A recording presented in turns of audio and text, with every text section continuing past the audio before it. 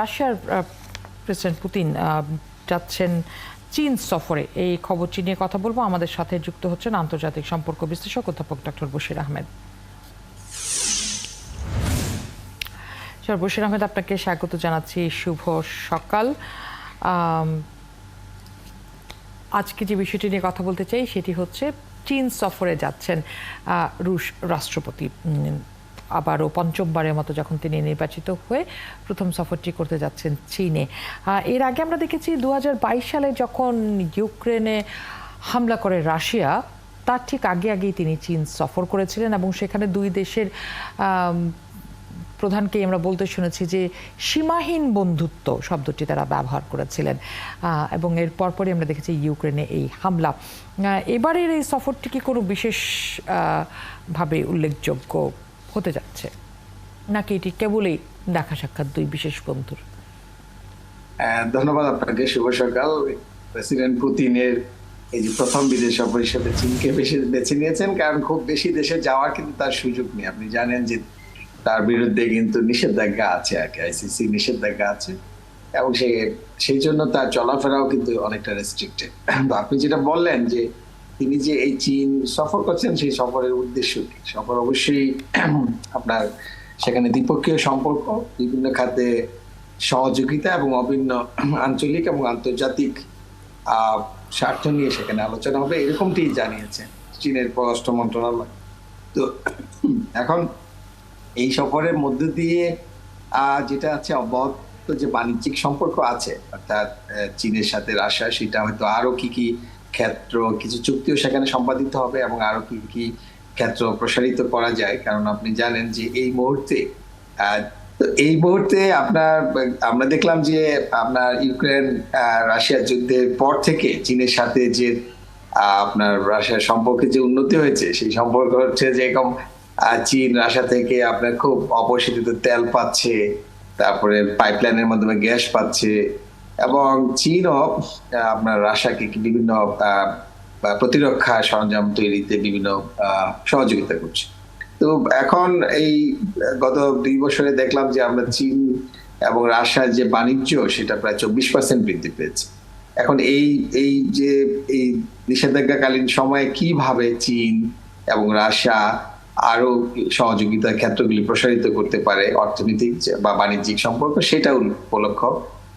এর বাইরে যে বললাম যে অভিন্ন আঞ্চলিক এবং আন্তর্জাতিক ইস্যুতে, জিওপলিটিক্যাল বিষয় এবং বর্তমান যে গ্লোবাল পলিটিক্যাল অর্ডারে নিজেদের অবস্থান কি হবে, সেই বিষয়গুলো নিয়ে তারা আলোচনা করবেন। কারণ আপনি জানেন যে মার্কিন যুক্তরাষ্ট্রে অনেক চীনা প্রতিষ্ঠানকে কিন্তু ইতিমধ্যে হুমকি দিয়েছেন যে যারা মস্কোকে সহযোগিতা করবে এরকম কোনো ব্যবসার সাথে যুক্ত থাকলে তারা নিষেধাজ্ঞা দিবে। ফলে এখানে চীনের দিক থেকেও এক ধরনের টানাপোড়েন আছে যে তারা রাশিয়া যেভাবে চীনের কাছ থেকে অব্যাহত সহযোগিতা চায়, যেটা আপনি বলেছেন যে সীমাহীন অংশীদারিত্ব, কিন্তু সেই সীমাহীন অংশীদারিত্বের কোথায় যেন একটু ছেদ আছে। অর্থাৎ রাশিয়া যে ধরনের সহযোগিতা চায়, অর্থনৈতিক, রাজনৈতিক এবং সামরিক সহযোগিতা, সেটা কিন্তু চীন খুব বেশি করতে পারছে না। এই জন্য কারণ চীন পশ্চিমাদেরকে অ্যাভয়েড করতে চায় না। বশির, সেক্ষেত্রে এই মুহূর্তে যেহেতু অন্য সবগুলো ইউরোপিয়ান প্রায় সবগুলো দেশ যেহেতু এক ধরনের নিষেধাজ্ঞার মধ্যে রেখেছে, এবং যুক্তরাষ্ট্র সহ পশ্চিমা দেশগুলি যদি আমরা ধরি যে এক ধরনের চাপের মধ্যে রেখেছে রাশিয়াকে, সেক্ষেত্রে চীন তো বলা যেতে পারে যে রাশিয়ার অর্থনীতির প্রাণকেন্দ্র হয়ে আছে। এখন আমি যদি সাড়া না দিই, আমার বন্ধু আসলে কতটা আমার কাছ থেকে সহযোগিতা পাবে? হ্যাঁ, আপনি ঠিকই বলেছেন যে এখন রাশিয়ার অর্থনীতি অনেকটা দুইটাই লাইফলাইন বা প্রাণকেন্দ্র আপনি বলেছেন, চীন রাশিয়া। কিন্তু আমি যেটা বললাম যে যেহেতু সমগ্র পৃথিবীতে রাশিয়া এই মুহূর্তে বিভিন্ন রকম পশ্চিমা বিশ্ব, মার্কিন যুক্তরাষ্ট্র সহ সবার কাছ থেকে স্যাংশন আছে, নিষেধাজ্ঞা আছে। ফলে এই পুরো নিষেধাজ্ঞার বিষয়টি তো একটি রাষ্ট্রের সাথে বাণিজ্য দিয়ে হবে না, তারা একটা হয়তো অ্যালায়েন্স করতে হবে। কিন্তু অ্যালায়েন্সের জন্য যে ধরনের উদ্যোগ আমরা দেখেছি যে আপনার সেখানে হয়তো এর বাইরে কারা কারা আছে, উত্তর কোরিয়া আছে, ইরান আছে, বা ল্যাটিন আমেরিকার কিছু দেশ আছে যেটাকে আমরা ব্রিক্স বলছি, এরকম কিছু সহযোগিতা ক্ষেত্র তৈরি করবে। কিন্তু এই চীনের একটি সংকট হচ্ছে, চীন কিন্তু আপনার এই মার্কিন যুক্তরাষ্ট্র এবং পশ্চিমা বিশ্বের সাথে তার যে ব্যাপক বা বিশাল যে বাণিজ্যিক স্বার্থ, সেটাও সে কিন্তু পূর্ণ করতে চায় না। ফলে এখানে একটু ধরনের আপনার সমস্যা আছে আর কি, অর্থাৎ দ্বিধাদ্বন্দ্ব রাশিয়াকে এখনো আছে। অব্যাহত সমর্থন দেওয়া সম্ভব হচ্ছে না। এটা একটা লিমিটেড মানে সুযোগ তারা তৈরি করতে পারে, কিন্তু রাশিয়া এর বাইরে তো রাশিয়ার কোনো বিকল্প নাই। অর্থাৎ চীন রাশিয়ার যে এই মুহূর্তে যে অর্থনৈতিক এবং বাণিজ্যিক সম্পর্ক, সেটাকে হয়তো আরো নানা ক্ষেত্রে তারা প্রসারিত করার জন্য বিভিন্ন রকম যেমন আমরা জানি যে তেলের একটা বড় সুবিধা, অপরিশোধিত তেলের একটি বড় সুবিধা পায় হচ্ছে চীন রাশিয়ার কাছ থেকে, সেটি প্রায় 24% সম্ভবত তেল রপ্তানির ক্ষেত্রে। সেই সাথে আমি একটু যোগ করে নিতে চাই, যখন পঞ্চমবারের মতো তিনি রাষ্ট্রপতি হলেন পুতিন, আমরা দেখেছি যে একই সাথে ইউক্রেনে রাশিয়ার যে আগ্রাসন বা রাশিয়ার যেভাবে আক্রমণ চালিয়ে যাচ্ছে সেটি আরও জোরালো হয়েছে এবং ইউক্রেনীয় সেনারা কিছু কিছু জায়গায় পিছু হটতে শুরু করেছে। সেক্ষেত্রে আপনি ভবিষ্যৎ কেমন দেখতে পাচ্ছেন?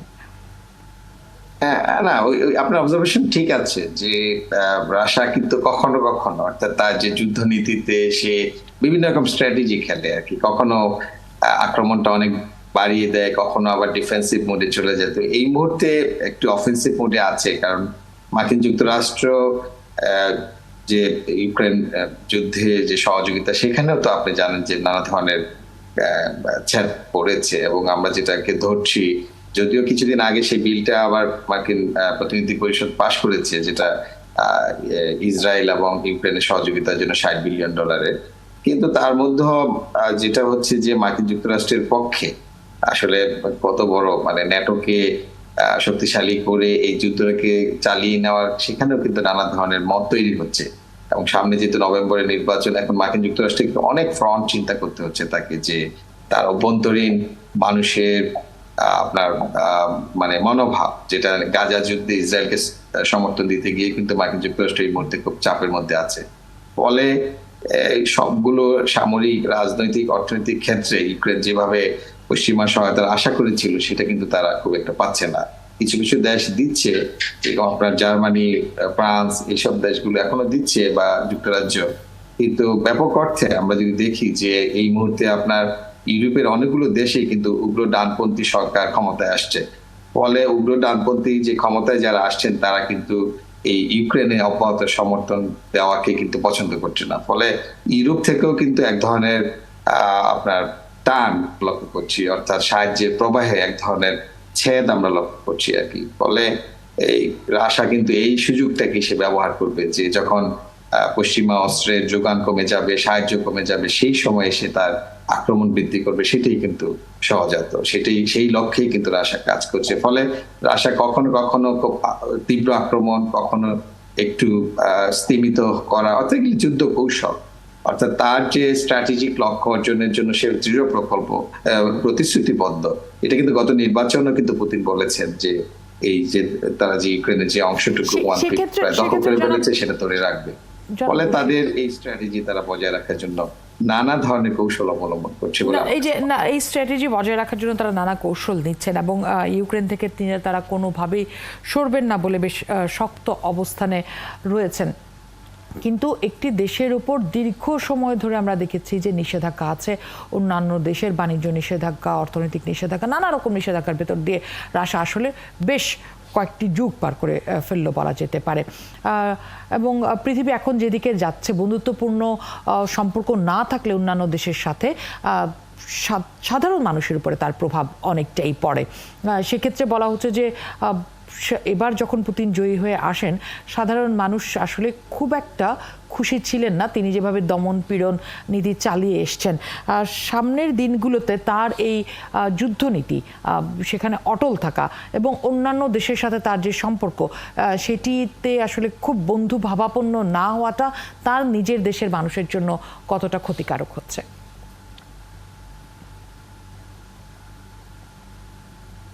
যে যুদ্ধটা, সেই যুদ্ধটা কতদিন চালিয়ে নিবে এর উপর, কারণ রাশিয়ার অর্থনীতিতে তো অবশ্যই যে বিরূপ প্রতিক্রিয়া তো আসবে।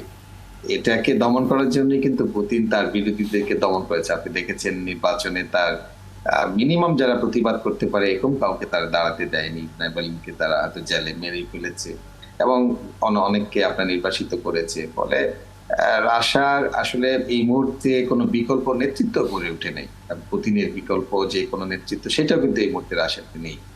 ফলে আমার মনে হচ্ছে যে জনগণকে হয়তো তাদের যে সাংস্কৃতিক এবং রাজনৈতিক যে ধারা, রাশিয়া কিন্তু একটা সাপ্রেসিভ নেশন সবসময়। আপনি জানেন যে কমিউনিস্ট শাসনের ফলে এই গণতন্ত্র যেটা আমরা দেখেছিলাম সেটাও কিন্তু একটা সুডু গণতন্ত্র বা একটা ছদ্মবেশী গণতন্ত্র সেখানে ছিল। ফলে জনগণ হয়তো বা তাদের কালচারের সাথে এটাতে হয়তো অ্যাকোমোডেট করে নিবে। কারণ পশ্চিমা দেশগুলোর মতো যে প্রতিবাদ, মিছিল, প্রতিরোধ সেই ধরনের সংস্কৃতি আমরা কিন্তু রাশিয়াতে খুব একটা দেখি না। তো আমার কাছে যেটা মনে হচ্ছে যুদ্ধটা অনেকদিন টিকিয়ে বা অনেকদিন চালিয়ে যাওয়া যেরকম সংকট তৈরি করবে, আবার রাশিয়ার অভ্যন্তরীণ যে বিরোধ, রাজনৈতিক বিরোধ তৈরি করার জন্য কিন্তু অনেক বেশি অপশন নেই। কারণ সেখানে পুতিনকে চ্যালেঞ্জ করার মতো তেমন নেতৃত্ব বিরোধিতা এখন এই মুহূর্তে কিন্তু আমরা লক্ষ্য করছি না। আরেকটা বিষয় হয়তো আপনি লক্ষ্য করবেন যে রাশিয়া আসলে ইউক্রেনের যে অংশগুলো দখল করেছে অধিকাংশই তার রাশান ভাষাভাষী এবং তাদের সাংস্কৃতিক মিল আছে। ফলে এক ধরনের রাশান জাতীয়তাবাদী চেতনাও কিন্তু পুতিনের সাথে আছে। এবং পুতিন যেটা আপনি বলেছে যে এই যে সোভিয়েত ইউনিয়ন ভেঙে যাওয়া এবং সেটাকেও কিন্তু সেটা তার ঐতিহ্য, এবং তারা বলেছে যে বিংশ শতাব্দীর সবচেয়ে বড় আপসেটিং। ফলে এই যে একটা রাশিয়া যে একটা মহান জাতি, তারা যে বিশ্বকে নেতৃত্ব দিতে পারে, এই ধরনের একটা জাতীয়তা বোধও কিন্তু তার জনগণের মধ্যে সে জারি রাখতে চেষ্টা করছে এবং সেটা অনেকটাই সফল হয়েছে। কিন্তু সামগ্রিকভাবে বিশ্ব অর্থনৈতিক ব্যবস্থা, গ্লোবাল পলিটিক্স অবশ্যই নানাভাবে আপনার মার খাচ্ছে। বিশেষ করে আমাদের মতো দরিদ্র দেশগুলো, তৃতীয় বিশ্বের দেশগুলো, তো আমরা অবশ্যই এই যুদ্ধের ফলে অনেক বেশি ক্ষতিগ্রস্ত হচ্ছি। সেটা একটা ভিন্ন ডাইমেনশন। কিন্তু যে এলাকাটি দখল করেছে লুহানেস্ক, দানেস্ক সহ জাপোরিজিয়া, হেরসন, এই এলাকা থেকে রাশিয়া সরে যাওয়ার এই মুহূর্তে কোনো অপশনস নেই। কারণ আপনার ন্যাটো যেভাবে তার ঘরের কাছে এসে দাঁড়িয়েছে, নতুন নতুন দেশ যেরকম আপনার ফিনল্যান্ড, সুইডেন, এই দেশগুলো নতুন যুক্ত হলো। ফলে তার অভ্যন্তরীণ সিকিউরিটির জন্য, নিরাপত্তার জন্য সে তার দখলকৃত এলাকা ছেড়ে দিবে এরকম প্রত্যাশা করাও এই মুহূর্তে বাস্তবতা মিলছে না। নেই। অনেক ধন্যবাদ জনাব বশির আমাদের সাথে যুক্ত হওয়ার জন্য এবং আলোচনার জন্য। দর্শক, যুক্ত ছিলেন আমাদের সাথে আন্তর্জাতিক সম্পর্ক বিশ্লেষক অধ্যাপক ডক্টর বশির আহমেদ। আপনাদেরকেও ধন্যবাদ। লম্বা সময় আপনারা আমাদের সাথে ছিলেন, আলোচনা শুনেছেন। আগামীকালও ঠিক এইভাবেই আপনাদেরকে আশা রাখছি।